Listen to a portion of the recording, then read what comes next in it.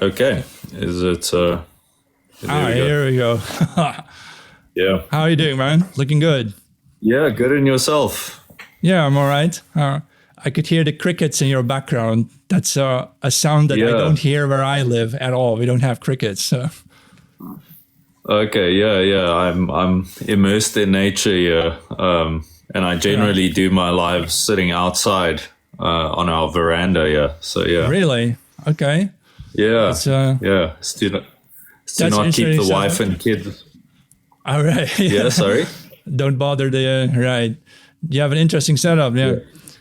I thought Yeah. maybe I'll introduce myself a little bit for your viewers or my viewers. My name is Johannes, and for the past few years, I've been speaking on TikTok, speaking out about the survival of our people, really, most of the time. And I started doing interviews and these kind of collabs, and I'm quite interested in knowing more about South Africa. So maybe you'd like to introduce yourself a little bit. Yeah, thank you, Johannes. And I just want to start off by saying thank you for your work. I've been following your channels for quite a while. I've only really been speaking out under my real name and face for the past 7 or 8 months. All right. I've been part of pro-white movements for quite a while, though. But I recently felt the urge to start speaking out because I think our people need more faces and names to associate with our struggle. So yeah, Definitely. yeah, So how would you, I have a whole bunch of questions for you. If you don't mind, we could just go over it, or anything that comes up is fine too, of course. So maybe of for course. starters, could you describe a little bit, in Europe, white people are still majorities in their own countries, but in South Africa, it's a totally different situation, right? You and the Afrikaner people, I assume you're Afrikaner, right? But you're a minority. So how would you describe like this situation that you are living in? Well, our day-to-day situation is. It's extremely dangerous. So I would say South Africa is like the canary in the coal mine for Europe. You know, we are just ahead of you in terms of the demographic shift. I'm not sure if you're very familiar with the history of South Africa, but we obviously had apartheid, and during that time, so the black folk lived separately in homeland areas, their own areas, right? And they could come and work in the rest of South Africa, which was predominantly white. And the moment apartheid ended and black folk started moving into South Africa, you started seeing all these changes happening, like our crime rates going up ridiculously. That's basically what you guys are starting to see now in Europe, right? Like all kinds of crimes going through the roof. And I would say that's why South Africa is important for you guys to take note of, because that is what will happen with demographic changes. So basically, South Africa is showing us the potential future of Europe.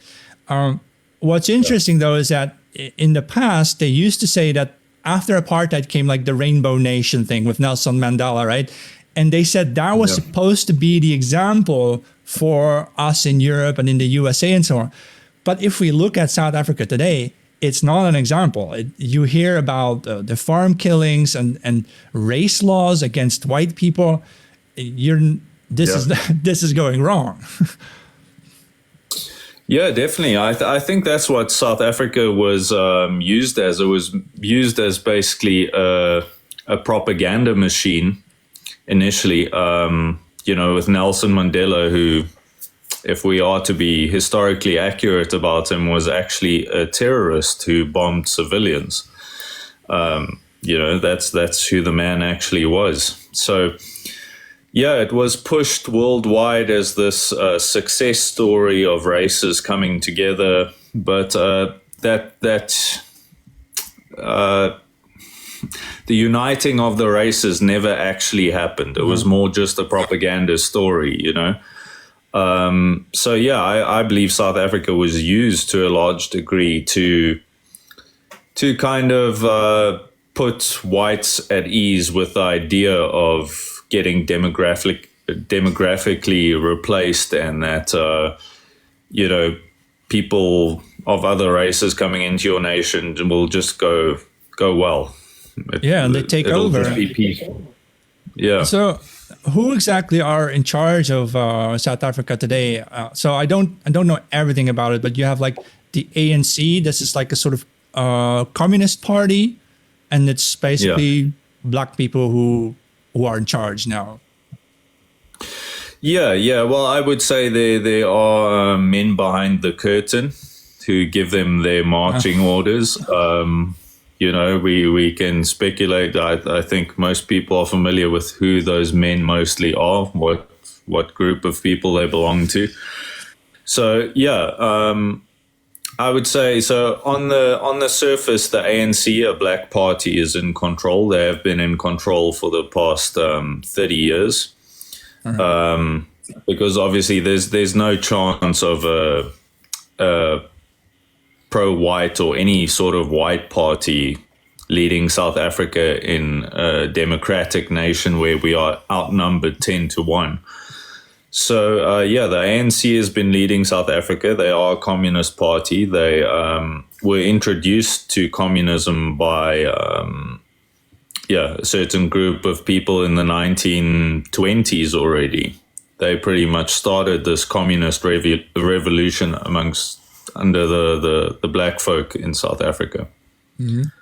So that's since 1994. That's when you officially became this new kind of nation, right?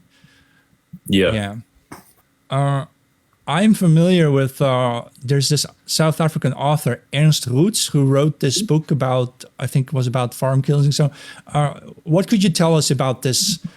Is it really a genocide, or is that something that's going to happen? Or because you get attention from the USA, there's people who have been speaking about this, but in Europe, it's quite muted. European media don't really call it murders or mass murders or attacks and so on.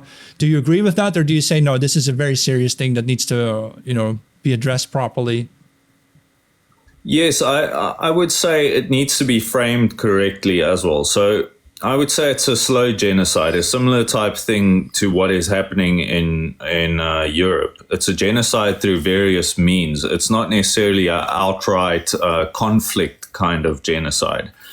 It's a genocide that's happening through demographic replacement, through removing whites from any sort of political representational power and economically as well. And then, it's then there are obviously the farm murders, the murders on whites, and they are different to normal murders. So they are racially motivated. They are extremely brutal. People are often tortured to death for hours. So, and then on top of that, you have a government and a police force who is extremely biased against white folk in South Africa. So our police force will mostly police the white folks in South Africa. For instance, if you say a certain racial slur, you'll go to jail for 2 years and they'll be there instantly to arrest you. But our conviction rate on... K word. I won't say the K word. Yeah. But if you are a murderer in South Africa, you have a 90% chance of getting away with murder. We only have a 10% conviction rate on murders. So 10%. So then it's almost legitimized the attacks on certain farmers. Are there areas where you do feel safe as a white person? Or because I suppose some areas are very mixed, some areas are black, and other places or provinces, they are mostly white still. Do you have how do you go around the country safely? Yeah. Well, generally, we obviously have the same phenomena here in South Africa. We've had it now for a while. White flight, as you know, I'm sure you're familiar with as well. It happens in the US. It happens in all nations where the demographics are mixed. So as soon as enough people of another race move in, the whites move to an area where they can be more concentrated around their own folk. So we definitely have that in South Africa. But the thing is, we're running out of places to escape to. So there are still some towns and cities that are predominantly white. Most of them are not. And that's where most white folk end up going to. So the Western Cape around Cape Town, that is probably the province in South Africa that has the biggest white population. So, yeah.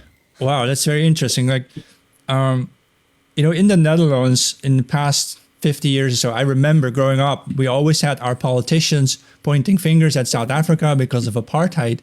But if you today would look at cities like Rotterdam or Amsterdam, they are actually racially segregated. You have these maps on Google, demographic maps, where people live. We have like the black people in one neighborhood in Amsterdam, Indian people in another. It's totally segregated. And that means that we've replicated the same situation over here, although we don't call it apartheid. We have a similar kind of situation, and it's the white people moving out. They move into the suburbs and then further out, white flight indeed. Do you think that's hypocritical or?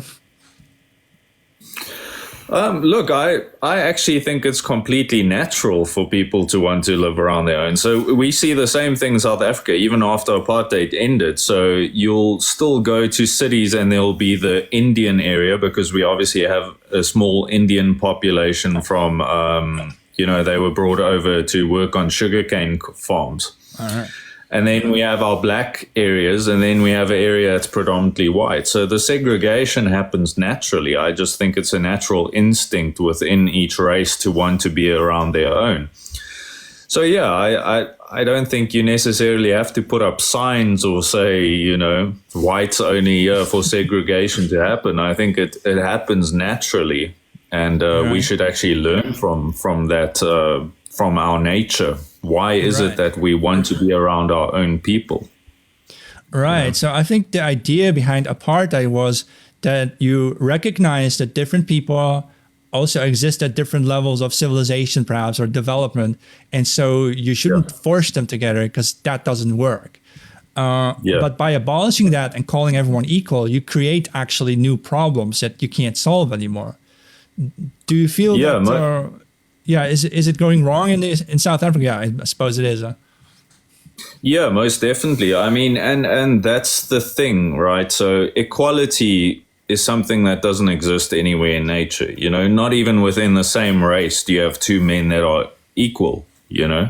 So it's this false kind of Marxist ideal that is unattainable in reality. So What's, for instance, happening in South Africa, and I'm sure this is starting to come into Europe as well, is like all these economic policies which attempts to make people equal, but there's never an end date to it, because it never actually occurs. So after 30 years of what we have here is called broad-based black economic empowerment. So this is basically a point. So companies in South Africa have to basically give black people shares simply to meet these requirements to be able to carry on to do business. So, I have numerous friends and family members who've had to give up half of their companies to a black person simply to be basically a silent partner who earns a big portion of the money. And most of the times they tell him, it's fine, you rather just stay out of the business. We'll just give you money so that we can carry on with our business. Wow. So these policies generally don't work because it's trying to accomplish something that is simply not doable in reality. And just to add some perspective to apartheid, right? So what people need to realize about South Africa is at the turn of the 20th century, pretty much 99 to 100% of the black population were still living a tribal existence in South Africa. Tribal existence means very primitive in terms of their lifestyle. No running You mean, water, no naked and outdoors. Yeah, Or, yeah, exactly. So, I mean, there was no real situation where we could simply say to these people, okay, get behind that vehicle of the truck and good luck to you. It's so apartheid was actually an attempt to kind of bring these people up to speed while they lived in their separate areas.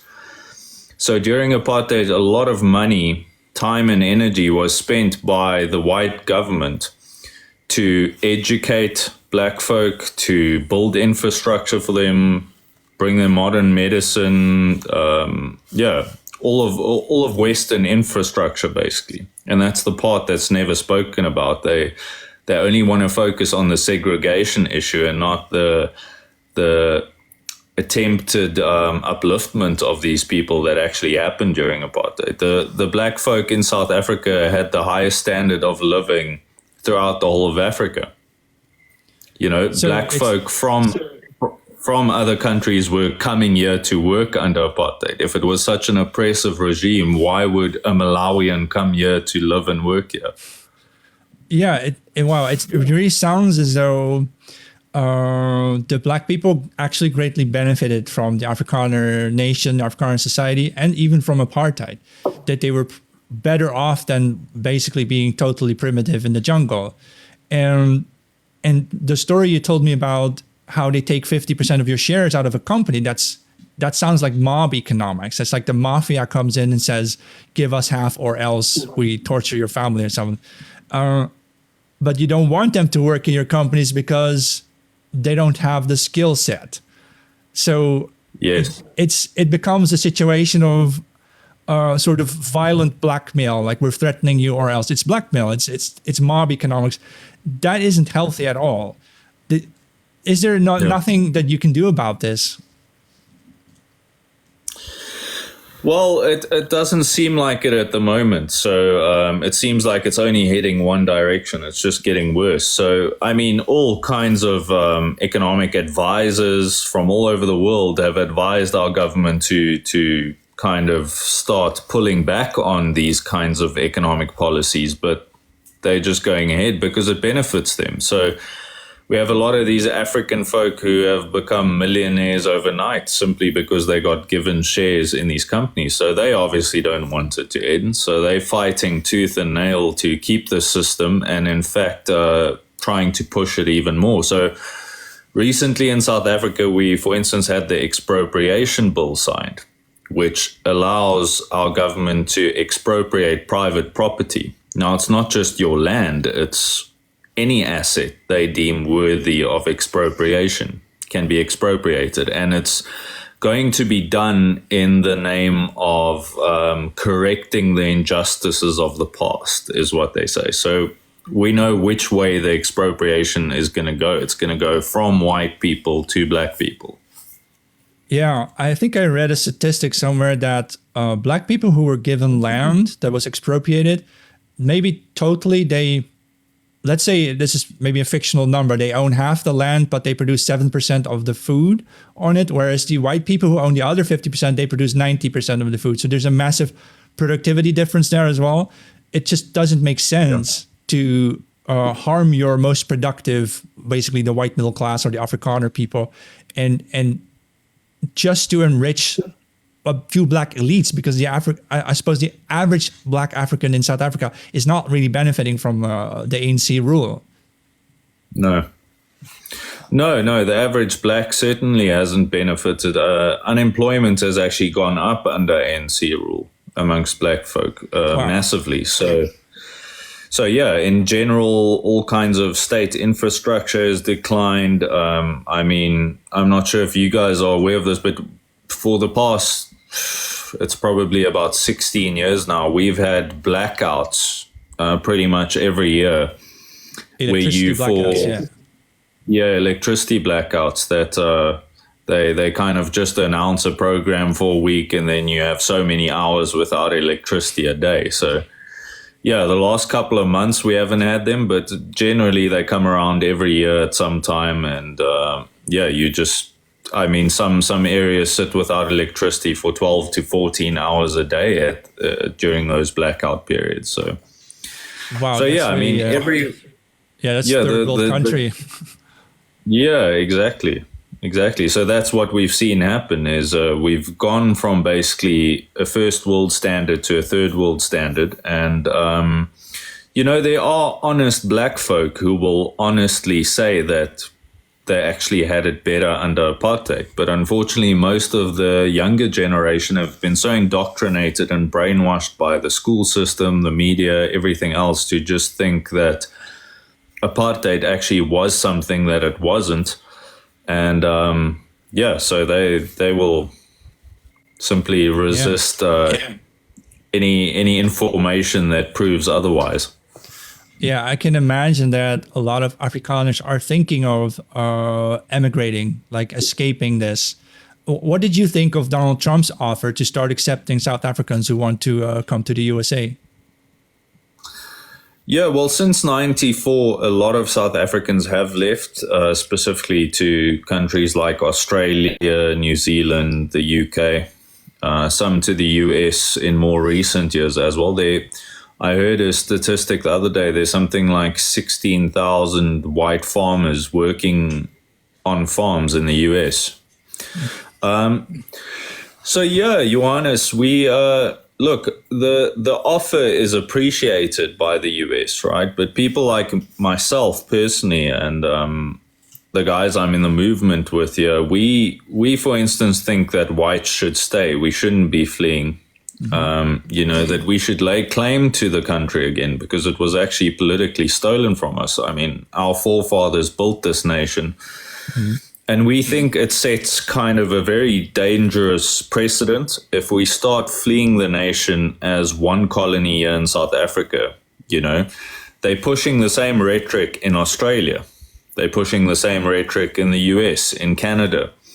So what will happen next is you'll see one colony after the next toppling and going the same way. So we kind of feel we need to send the opposite message, that we should reclaim these homelands of our people and not be fleeing from them.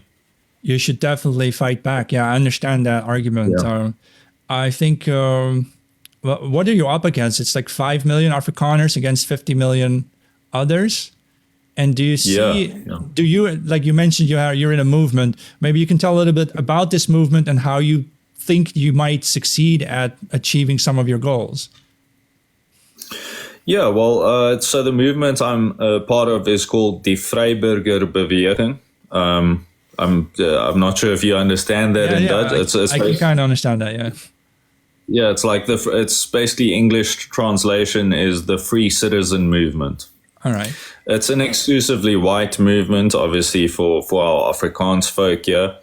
And so we are basically working on instilling the political will within our people to be willing to claim it as our homeland again. Because for the past 30 years, white folks in South Africa have been so demoralized. We've just been told similar stories to what they hear in the US and Australia and everywhere else, that, you're living on stolen land.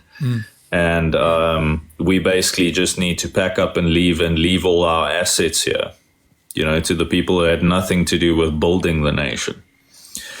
So, yeah, we basically are working on instilling the political will within our people to just simply lay claim to our nation again. Because if we're not going to do that, we may as well pack up now and head to America or wherever else it may be. Right. Do you think you can, let's say the cities are lost because the cities are totally diversified, but you could definitely capture a lot of the rural, the productive land, but then you'd have to defend it. And that's probably the issue. Can you get enough, warriors or soldiers on your side, so to say, to start defending a sort of good chunk of your former nation, then take it back? Do you foresee a war? Yes. I think there is potentially a kind of a racial civil war that is looming. That might be a potential outcome in the future. It will be a war of aggression by the black folk on the white folk if it does happen.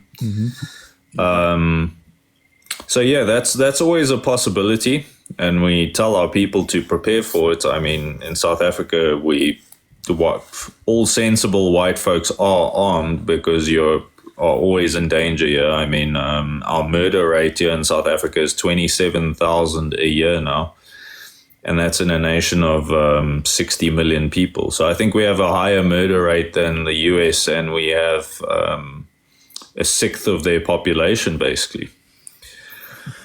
And they themselves are quite a violent nation. So, yeah, we always have to be prepared for that potential outcome. But for the moment, it's a peaceful struggle, and we are working on things like getting more of our people to live in the rural countryside, as that is actually the foundational history of our people in South Africa. You know, the word boer, the boer, yeah, basically translates to farmer. So yeah, that's the history of our folk here. So you are the canary in the coal mine, and if South Africa successfully makes a stand, if the Afrikaner make a stand for themselves, that would translate into white Australians, New Zealanders, Americans, Canadians, all being able to learn from you how to fight back.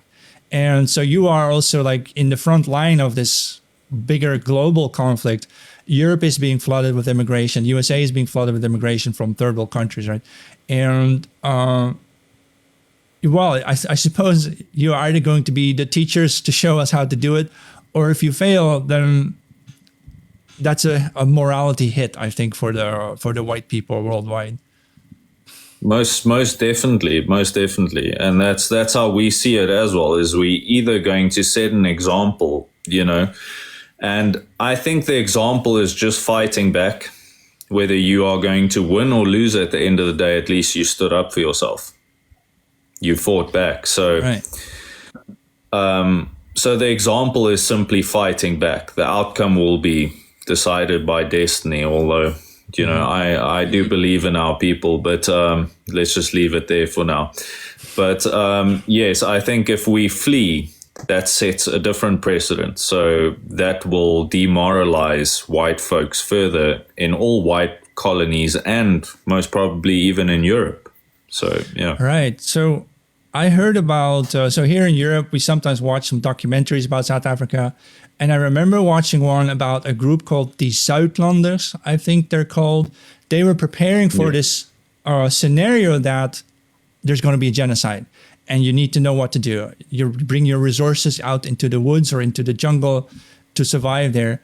Have you been in touch with this kind of organizations, or because I suppose you have your movement, but there are others also doing other things. What do you know about this? Yeah. There are a couple of movements in South Africa. I would say, you know, without naming names, there are definitely movements that are kind of controlled by the intelligence forces of South Africa. Right. Controlled opposition. Yeah, controlled opposition movements there to basically capture most of our people. And yeah, a lot of them spread a lot of fear rather than trying to uplift white folk, you know, get them confident and strong again. A lot of them.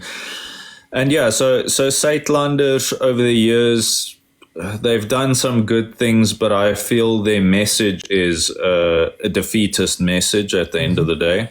They do spread the message that we're just waiting for this horrible event to come upon us, and then we're just going to band together and flee. So yeah, they do some good work. They're setting you up for escaping, for running away, and rather than teaching people how to push back, how to make a stand. Yes, most definitely. And there's no real building going on. There's no real, like, you're not trying to take any ground. You're just basically waiting to lose ground. And unfortunately, they have often cried wolf. So there have been a couple of events in South Africa since the Southlanders were formed, like, you know, Nelson Mandela passing away and the the riots we had here a couple of years ago. And with each one of these events, they kind of use it as a scare tactic to get their members all worked up again and tell them, oh, now that event is coming. This time that event is real. And they've probably announced this event that's going to happen 20, 30 times. That sounds very much like propaganda, right? To scare you into demoralizing you as well, to give up. Yeah. I remember another organization that was discussed here in the newspapers maybe a decade ago or so. It was called the Commando Corpse, where they train young boys and teach them how to fight. That would probably be part of a healthy solution, that you need to train the teenage boys, the Afrikaner boys now, so that 5 years or 10 years from now, if something bad happens, that they know what to do, that they can communicate and they can survive and so on. Yeah. Is that something that you are working on, or something that you think needs to be done? Yeah, most definitely. I would say, all of our white folk of all ages need to be pretty well trained for our situation. I mean, because of these farm attacks, all kinds of things, everyone should be armed and well trained. And yes, we are working on training the youth as well, obviously. But what you're speaking about specifically, the Commando Corpse, that was basically farming communities, right? Had a commando system. Because our police were so inefficient, they had a system which was run by white folk in the rural countryside, basically, to guard farms and guard farming communities. But the ANC government forced them to disband. So these people were no political threat to the government. They had no political motive. They were purely a protection force for white folk living on the rural countryside. But the government forced them to disband. Now, I think that sends a strong message as to what they actually want. These people were not committing any crimes. They were simply protecting their own people.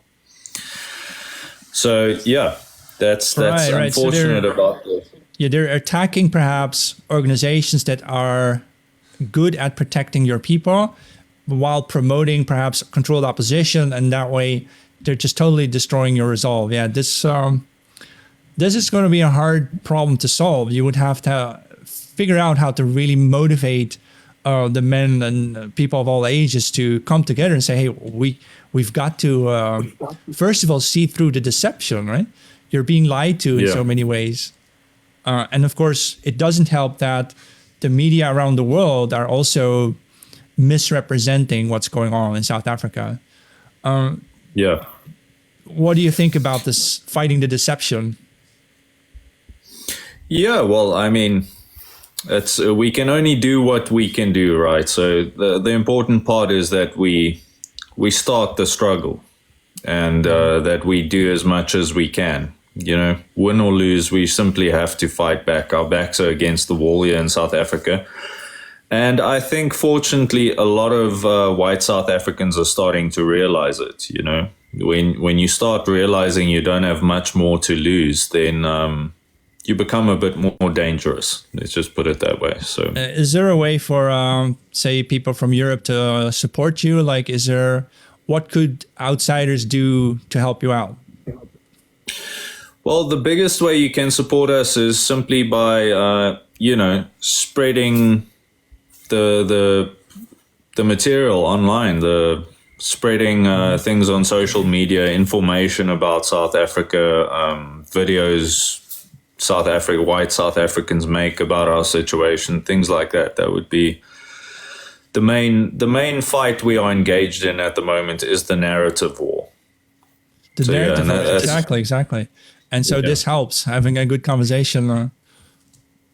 Yeah, most definitely. Yeah, I want to thank you. That it's great. To speak to white brothers in other nations, and I think it's good for your followers as well, for people who follow you who are in Europe, to kind of hear what, like you said, we are the canary in the coal mine. What could be in your future unless you start pushing back against this narrative war now. Yeah. I'm curious about. So I'm thinking of all these documentaries that I watched about South Africa because I've never been there. Although I would like to visit South Africa because it's such a beautiful landscape, right? So I'm from the Netherlands and it's all very urbanized. A lot of housing everywhere, but no wild nature, very little. But I was wondering about. I don't know if you know anything about it, but you had this group by Eugene Terre Blanche a long time ago. Is there something that came out of that? Is there a legacy of that movement? Did they achieve anything? Yeah, in their day, they were a powerful organization. Unfortunately, it's an organization that they're still around, but they don't have nearly the effect that they used to or political power that they used to. So they were kind of at the height of their political power towards the end of apartheid, between the years of 1988 to 94. And it was a movement with a good charismatic leader, Eugene Terre Blanche. He was a good orator. He was good at conveying messages to the people who supported his political movement. And unfortunately, the AWB, so there were even talks of them potentially having a coup on the government, right? They had an allegiance with basically one of the top generals in South Africa who ran the South African National Defence Forces, named Constant Viljoen. But at the last minute, he basically betrayed them and went with the democratic government of South Africa, and that was kind of where they started losing steam. And then, unfortunately, I'm not sure if you heard of this internationally, but Eugene Terre Blanche got murdered in a farm attack. I think it's about 10 years, close to 10 years ago now.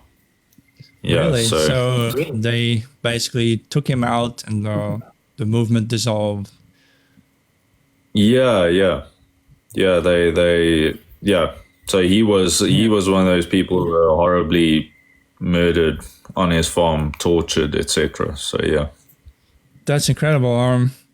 And what about these setups like Orania and so on? That's something we do hear a lot about over here. Do you think that makes sense as a starting point to start small communities? Yeah, most definitely. It makes sense in the short term. So it's good. It serves the purpose of showing what an all-white community still looks like in South Africa, because there's virtually no crime in Orania, right? These people don't have to live behind big walls and electric fences like the rest of us South Africans do. So I think in that way it serves a good purpose, but I also think it shouldn't be where we focus all our attention on. So in other words, politically, we shouldn't be focused on retreating to small enclaves. We should send the message that the entire country actually belongs to us. Because if you are living in an enclave and you're still subject to a national government that is basically hostile towards you, you don't really have a defense against that. You know, if you are simply relying on their political goodwill for your existence, it's just a matter of time before they're going to take you out. So a lot of communist political parties in South Africa, black parties like the EFF, I'm sure you've heard of them, that guy who sings about killing the Boer, kill the farmer. They are dead set on trying to end enclaves like Orania, because there's another small one called Kleinfontein, which is also an all-white settlement. It's much smaller. It's not nearly as far progressed as what Orania is. But yeah, so they are very anti these kinds of white enclaves. And I just feel while you are subject to a bigger national government that rules over you, your success will be limited with those kinds of things. So you either have to try break off completely from the national government and have an entire area that you can start from, like a province, to start working at regaining your country. Or, you have to work on the political will of your people to reclaim the entire nation. Right. So you notice that it's, say, communists and their handlers who are really behind the push to basically use the very productive Afrikaner people, use their skill set but take their money away from their businesses. And if you translate that to doing that on, say, a continental scale, saying you have a communist black movement that wants to seize Europe's assets, Europe's businesses, hand half of it to the Africans or so, right? I suppose that's what they dream of, right? That we can't allow that. That this is very clear that South Africa, you people, are at the forefront of a global war, really, that may not be lost. You have to figure out how to do this, indeed. And I think I will try to speak more often about this also on my TikTok channel to get this message across that you are only just the beginning. And if we stay passive in Europe, we're going to get the same problem. And then people here are going to think, well, maybe we should move to, I don't know, Siberia and get away from it all. But no, I think we do need to make a stand also in Europe. But now already, while we still have a majority, right, we can do something about the immigration, about diversity, whatever. And it starts with what you mentioned, is that narrative war, because we're being sold this as a good thing.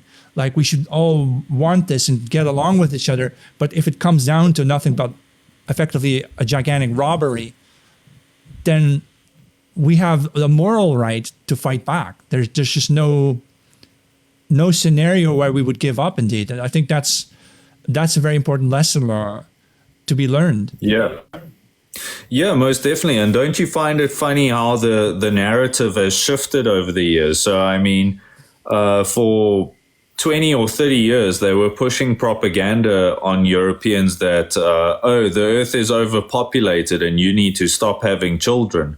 Yeah. And then they swiftly start replacing that narrative with, your birth rates are too low. That's why we need to bring all these brown-skinned people in because, you're not replacing yourself at a high enough rate. Right. They tell us that I saw a commercial in the Netherlands of a bank showing a picture of two white babies, and it said, one of these is bad for the climate. You shouldn't have had your second baby. And at the same time, of course, they show other advertising with the new Europeans, basically families from Islamic countries, African countries, and they bring 7 kids or 14 kids along, and that's fine. People, I'd say like the normies, like the normal people, they're starting to notice it. It's taken a long time, but I think everybody's starting to see that we're being tricked into surrendering or something. And our response should be one of aggression. What else can we do? Yeah, most definitely. And that's the thing. I think we should see it as an invasion because that is what it is. And we have to think about how would our forefathers have dealt with an invasion? Would they have paid for the invaders to live in hotels and live off their society? I highly doubt it. Yeah. It's definitely a war that must be won. Yeah. And I mean, obviously, we have to start with, like you said, the narrative war. That is first and foremost, because we've had a narrative pushed on our people for the longest time, which has allowed this to happen. If this narrative wasn't pushed on our people, this plan wouldn't have gotten off the ground to begin with. But that's obviously where our first and biggest fight is just to shift the narrative in our favor, to get whites to be pro-white again, to love their own culture, their own people, to want it to continue to exist. Right. It starts with that countering the demoralization that is fed to us through the media. I thought this was an incredibly interesting conversation. if you have something more to say, go ahead. But I usually, like we've been speaking for 50 minutes or so, usually I round it off around that time. But I would definitely like to speak to you again sometime, that we can do talk about certain other aspects of the whole problem. Yeah, if you want to have some more words or final words or so, go ahead. Yeah, Johannes, I just want to thank you for the opportunity to come speak on your live. Like I said, I've been following your work for a long time. I want to thank you for the work you've been doing. And yeah, keep it up. And yeah, you know, we just have to, as whites, start realizing that our plight is each other's plight. So, yeah, I mean, the Dutch and the Afrikaans, for instance, we are actually sister people, you know, we are related to each other if we trace it back far enough. So yeah, that's how we have to start seeing each other as extended family again. Yes, so, we are definitely connected. Yeah. I doubt the Dutch media will tell that story, but I'm definitely going to repeat that often on my videos here. I'd like to thank you very much, son, and wish you a good evening. And let's keep in touch to do this some other time again. Most definitely. Thank you, Hannes. And if you ever want to come visit South Africa, just let us know. There'll always be a place for you to stay wherever you want to travel to. So yeah. Absolutely. Thank you very much. Perfect. Bye-bye. Thank you, Hannes.